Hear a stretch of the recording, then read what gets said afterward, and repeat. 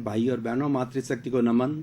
Channel 24+ news के खास विशेष मनमोहक, हमें एक अच्छा इंसान बनाने वाला, इंसानियत और मानवता के सूत्र देने वाला, धर्म दर्शन के बारे में बताने वाला, योग दर्शन शिक्षा की बातें करने वाला और हमारी जो भारतीय संस्कृति के मूल्य गिर गए हैं उसकी पुनर्प्रतिष्ठा कैसे हो उसके बारे में सूत्र देने वाला, हमारा जीवन अच्छा बने, हमारा जीवन सुखमय बने, शांतिमय बने, हमारे नकारात्मक भाव तिरोहित होकर के सकारात्मक भावों में बदले, ये हमारे पुनरुत्थान कार्यक्रम का मुख्य उद्देश्य है। और जितने भी एपिसोड्स प्रस्तुत किए जाते हैं, प्रतिदिन नए नए एपिसोड के अंदर इन्हीं बातों को डाला जाता है और इन्हीं बातों को बड़ा जो है शोध पूर्वक जो है इंसर्ट किया जाता है, डाला जाता है, उसमें इंक्लूड किया जाता है, ताकि हर रुचि के, हर वर्ग के, हर उम्र के व्यक्ति को जो है वह उसमें से कुछ इंटरेस्ट लगे और उस इंटरेस्ट में से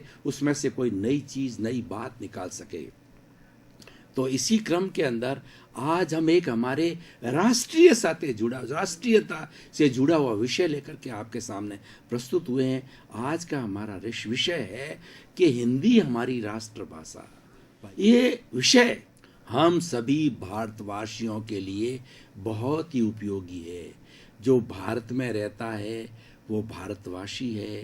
भारत देश का नाम जो है भरत, जो कि हमारे भगवान ऋषभ के पुत्र हुए हैं, उनके नाम से ये भारत पड़ा है और ये आर्यों की संतान कहलाती है। आर्यों ने जब इस देश का निर्माण किया, इस देश का जो है शुभारंभ किया, तभी से उन्होंने फाउंडेशन आध्यात्म की रखी। हमारी फाउंडेशन अध्यात्म पर आधारित है और जो फाउंडेशन अध्यात्म पर आधारित होती है वो महल कभी डिगमिगा नहीं सकता, क्योंकि आध्यात्म की जड़ें पताल तोड़ होती है, बहुत गहरी होती है। अध्यात्म किसी का अहित नहीं करता, किसी की निंदा नहीं करता और किसी से घृणा नहीं करता। वो प्रेम करता है, वो मैत्री करता है, वो करुणा करता है, वो शांतिपूर्ण अस्तित्व में विश्वास रखता है। सभी प्रेम से जिए और जीने दो, इसी का नाम अध्यात्म कहलाता है। तो हम समाज में जीते हैं। मनुष्यों के समूह को समाज कहा जाता है। पशुओं का भी अपना समूह होता है जिसको समज बोलते हैं, केवल एक मात्रा का अंतर है। पक्षियों का भी समूह होता है। आपने कभी देखा होगा कि हमारे राजस्थान में कुरजा आती है और उधर जो है हमारे बहुत सी जगह पर विदेशी पक्षी आते हैं, गर्मियों के अंदर आते हैं, कुछ सर्दियों के अंदर आते हैं, हंस आते हैं, आदि आते हैं। अलग अलग टाइप के विदेशी पक्षी भारत भ्रमण करने आते हैं, आके वायुमंडल को एंजॉय करने के लिए आते हैं। जैसे कि जो है हमारा चूरू जिले के अंदर एक ताल है, वहाँ पे आते हैं और उसके साथ साथ के अंदर बहुत सी जगह पर आते हैं। तो वो समूह में रहते हैं। हम भी मनुष्य हैं, समूह में रहते हैं, समाज में रहते हैं। अब समाज में हम जीते हैं तो हमारे से एक दूसरे से कॉन्वर्सेशन करने का, बातचीत करने का, एक दूसरे से वार्तालाप करने का माध्यम क्या होता है? वह माध्यम है भाषा। हर मनुष्य के जो है वो कार्यकलाप करने के 3 बड़े साधन हैं, मन है, वचन है और काया है।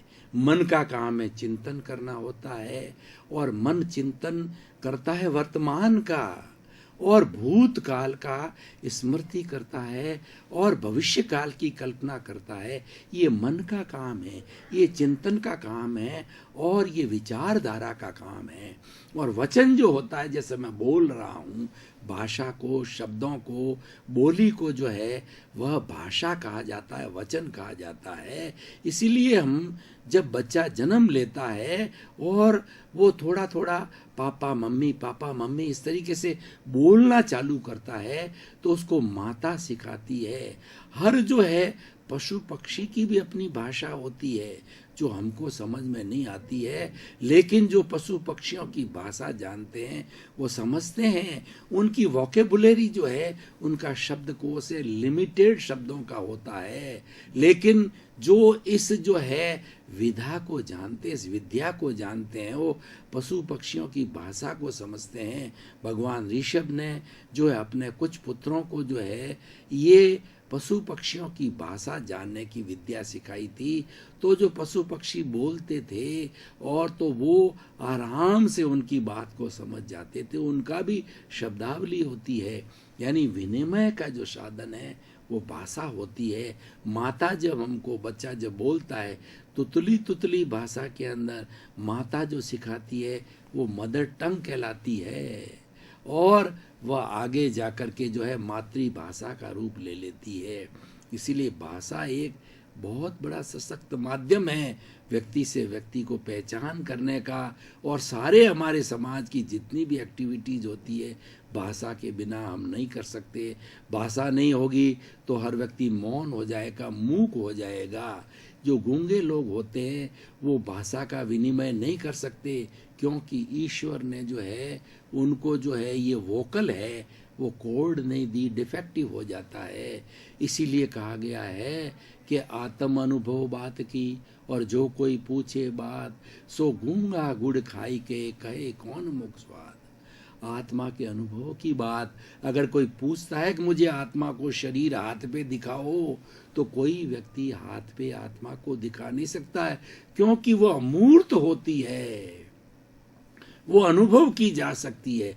हर क्षण व्यक्ति अनुभव करता है। मैं बोल रहा हूं तो ये भी आत्मा की साक्षी से बोल रहा हूं, और आत्मा न होती है तो राम नाम सत्य हो जाता है, आत्मा की साक्षी से होता है। तो इस तरीके से भाषा का बहुत बड़ा हमारे कहना चाहिए इम्पोर्टेंस है। और राजस्थानी में कहा गया है कि बोलिया के लाद्या, व्यक्ति जो ही बोलता है, दो चार सेंटेंस बोलता है, तो अंकन करने वाला उसके चरित्र की गहराई, उसके ज्ञान की गहराई, उसमें कितनी समझ है, उसको आराम से पहचान लेता है। इसीलिए भाषा मनुष्य की विद्वता की और मनुष्य की दुर्जनता की, सज्जनता की, सभी का बहुत बड़ा माध्यम है। इस और ये भाषा हमारी शब्दावली है, हमारा शब्दकोश है। एक एक शब्द के करोड़ों करोड़ों लाखों लाखों मीनिंग होते हैं। जैसे कि हमारा अंग्रेजी का शब्द RUN रन होता है, इस रन के सैकड़ों सैकड़ों अर्थ होते हैं।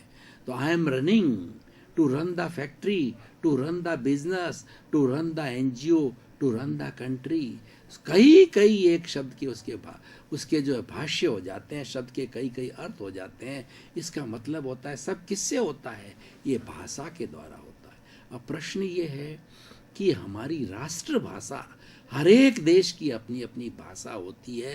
राष्ट्रभाषा का अर्थ होता है कि वो ऐसी भाषा होती है कि उस देश के हर व्यक्ति को, हर सदस्य को वो भाषा अवश्य आनी चाहिए। जैसे कि मदर टंग आवश्यक होती है, मदर टंग के बिना बच्चा बोल नहीं सकता, अपने परिवार के अंदर एक दूसरे को समझ नहीं सकता।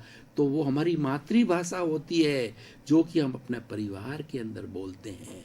उसी तरीके से हमारे प्रांत की भी भाषा होती है, वो उसको प्रांतीय भाषा कहते हैं। और आज लगभग 14-15 जो है प्रांतीय भाषाएं जो है उनको हमारे संविधान ने स्वीकृति दी है, वो हमारी प्रांतीय भाषा हैं। लेकिन हिंदुस्तान जैसे बड़े देश में 30-32 प्रांत है, 30-32 प्रांतीय भाषाएं एक व्यक्ति को सीखना बहुत मुश्किल होता है। इसीलिए हमारी भारत सरकार ने, हमारे जो बड़े बड़े नेता है, उन्होंने हिंदी को राष्ट्रभाषा घोषित किया। और ये कहा गया कि हिंदी पूरे भारतवर्ष के अंदर बोली जानी चाहिए। प्रांत के अंदर किसी को प्रांतीय भाषा न आए, लेकिन व्यक्ति दूसरे प्रांत में जाए तो वो अगर हिंदी बोलता है तो वह सबको समझ में आ जानी चाहिए।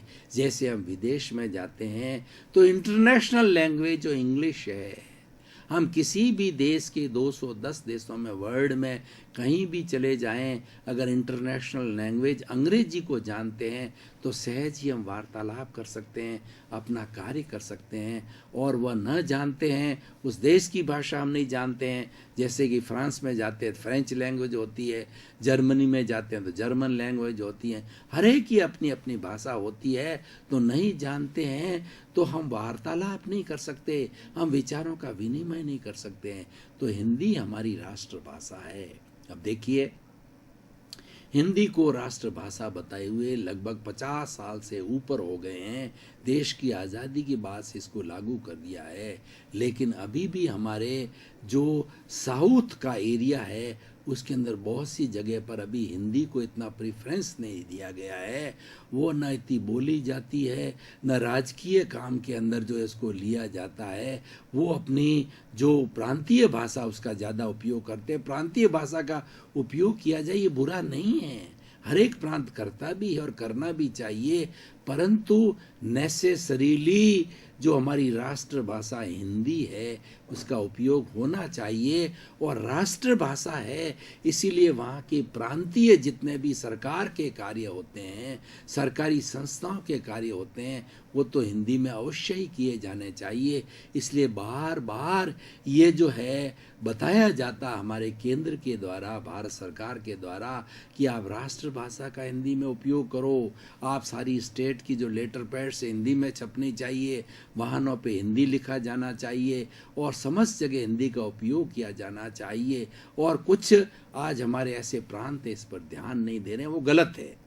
जब हम एक राष्ट्र में रहते हैं तो हमारी राष्ट्रभाषा हिंदी को इम्पोर्टेंस देंगे तो हम संगठित रहेंगे, हमारा काम इजी होगा। एक साउथ का व्यक्ति अगर नॉर्थ के अंदर आता है, दिल्ली आ जाता है और हिंदी अच्छी जानता है, अच्छी पढ़ सकता है, लिख सकता है, बोल सकता है, उसका काम सरकारी संस्थाओं के अंदर, सरकारी ऑफिसों के अंदर बड़ा आराम से हो जाता है, बड़ा आराम से वो वार्तालाप करता है। उसको ऐसा नहीं लगता है कि मैं अपरिचित जगह में आ गया।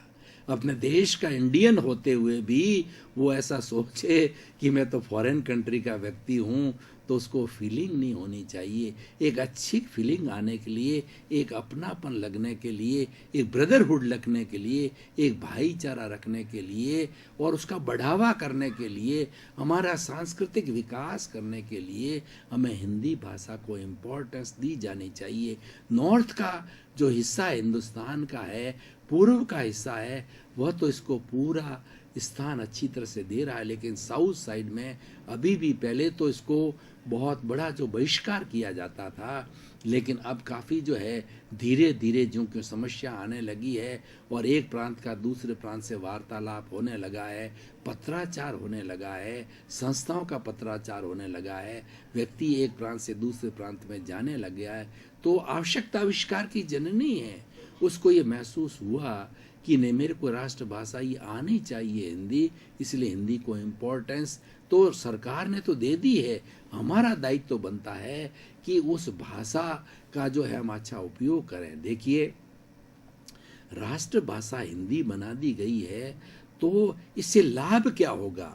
इससे लाभ ये होगा, हमारी राष्ट्रीय जो हमारा संगठन अच्छा बनेगा, हमारे में राष्ट्रीय भावना पैदा होगी, ब्रदरहुड पैदा होगी, भाईचारा होगा, अरे गौरव की अनुभूति होगी कि हमारे देश की एक ही भाषा है। हम प्रांत के अंदर कहीं भी चले जाएं और हम बोल करके ऐसे लगता है कि हम तो उसी प्रांत के हैं। तो ये हमारा भाईचारा बढ़ाती है, हमारा राष्ट्रीय गौरव बढ़ाती है, देशभक्ति बढ़ाती है राष्ट्रभाषा। और देखिए, अपनी भाषा में कितना ममत्व होता है। मदर टंग, सबसे सुंदर जो टंग होती है वो मदर टंग होती है, क्योंकि हम प्रथम बार जब बोलते हैं तभी हमको माँ सिखाती है, तो सबको कितना प्यारी लगती है। जैसे माता प्यारी लगती है, जननी जन्मभूमिश्च सर्वदा गरियसी, यानी जननी और जन्मभूमि से बढ़ करके कोई नहीं होता है। जन्मभूमि का ऋण चुकाने के लिए लोग शहीद हो जाते हैं, अपने प्राणों को न्योछावर करते हैं, और उसके साथ साथ के लोग परोपकारी होते हैं। वो अपनी मातृभूमि का ऋण चुकाने के लिए वो लोगों का उपकार करते हैं, वो परोपकार करते हैं, वो मंदिर बनाते हैं, प्याऊए बनाते हैं, कॉलेज बनाते हैं, हॉस्पिटल्स बनाते हैं, लोगों को रैन बसेरे बनाते हैं, लोगों को सुविधा देते हैं। उसे ये फील करते हैं कि मेरी मातृभूमि का ऋण उतर गया। जिस तरीके से माता पिता की सेवा करके हमारा जो है पितृ ऋण उतारते हैं, देवों की भक्ति करके हम देव ऋण को उतारते हैं, समाज की सेवा करके समाज का ऋण उतारते हैं, उसी तरीके से देश का भी हमारे पर ऋण होता है, मातृभूमि का ऋण होता है। वो हमारी एकता करके, और उस एकता को बनाए रखने के लिए भाषा सबसे बड़ा माध्यम है। जो आज के विषय का चयन किया गया भाई और बहनों, दर्शकगण, श्रोतागण, मैं आपको ये बताना चाहता हूँ, इस एपिसोड की रिलीवेंस निकालना चाहता हूँ, इसकी प्रासंगिकता, इसकी सामाजिक उपयोगिता की बात करना चाहता हूँ। तो मैं ये कहना चाहूँगा इस एपिसोड के माध्यम से, खास तौर से हमारे देश में 80 करोड़ युवा हैं, युवाओं को संगठित रहना है, रोजगार प्राप्त करना है, अच्छे देश का निर्माण करना है, अच्छे समाज का निर्माण करना है, और उसके साथ साथ के अंदर अपने परिवार का निर्माण करना है। तो आप जो भाषा है उसके संगठन, यानी हिंदी हमारी जो राष्ट्रभाषा डिक्लेयर हो चुकी है, उसको प्राथमिकता दें। उसको पढ़ने में, लिखने में, बोलने में, बच्चों को सिखाने में, स्कूलों में, कॉलेजों में, यूनिवर्सिटियों में, एनजीओ में, जियो में, सभी में ज़्यादा से ज़्यादा उपयोग किया जा रहा है। लेकिन ख़ास तौर से मैं उनको जो है आज के एपिसोड से निवेदन करना चाहूँगा, आप हिंदी भाषा को जो है वो प्रशय दें, प्रोत्साहन दें, इसका बाइकाट ना करें, इसका बहिष्कार नहीं करें, इसका अधिक से अधिक उपयोग करेंगे तो हमारे पूरे देश के अंदर जो है एक सा जो है माहौल नज़र आएगा। जैसे आप देखिए, वो आप किसी गल्फ कंट्री में, मोमेडन कंट्रीज़ में चले जाइए, वहाँ उर्दू भाषा सामान्य है, क्योंकि जो है उनका जो धार्मिक ग्रंथ कुरान है वो उर्दू में लिखा गया है, और उसके बाद में उसका ट्रांसलेशन अरबी में वगैरह कई भाषाओं में हुआ है, इंटरनेशनल लैंग्वेज इंग्लिश में भी हुआ है, लेकिन मूल व उर्दू भाषा में लिखा गया है। तो हर मोमेडन जो उर्दू बोलता है उसके बीच में कितना भ्रातृत्व भाव आता है, और जितने भी मोमेडन्स कंट्रीज़ है वहाँ आपस में जाति में उर्दू में वार्तालाप करते हैं। तो पहला ही फर्स्ट इम्प्रेशन ही एक अच्छी मित्रता का पड़ जाता है, और जब मित्रता का व्यवहार होता है वहाँ सब काम अच्छे हो जाते हैं। जहाँ शत्रुता का व्यवहार होता है, वहाँ रंजिश होती है, वहाँ भय होता है, वहाँ संशय होता है, और वहाँ कोई कार्य अच्छा नहीं होता है, और सबसे बड़ी बात मानसिक तनाव बना रहता है। अब पाकिस्तान और हिंदुस्तान को देखिए, जब पाकिस्तान और हिंदुस्तान बना था, जो महात्मा गांधी की बड़ी प्योर भावना थी कि भाई हिंदू मुस्लिम भाई भाई, हिंदू मुस्लिम सिख ईसाई सभी हैं भाई भाई, उन्होंने भाईचारे पे काम किया। तो जो जिसको जहाँ जाना हो जाके बस सकते जब कंट्री अलग हुआ, लेकिन वो शत्रुता के बीजों का रोपण हुआ, और आज तक 70 वर्षों के अंदर भी हमने उस कटुता के, शत्रुता के, उस घृणा के और हिंसा के बीजों को हम ख़त्म नहीं कर पाए। तो उन सबको समाप्त करने के लिए, देश की एकता के लिए, राष्ट्रीय एकता के लिए हमारी एक राष्ट्रभाषा को भी एक माध्यम है, उसको प्रोत्साहन दिया जाना चाहिए।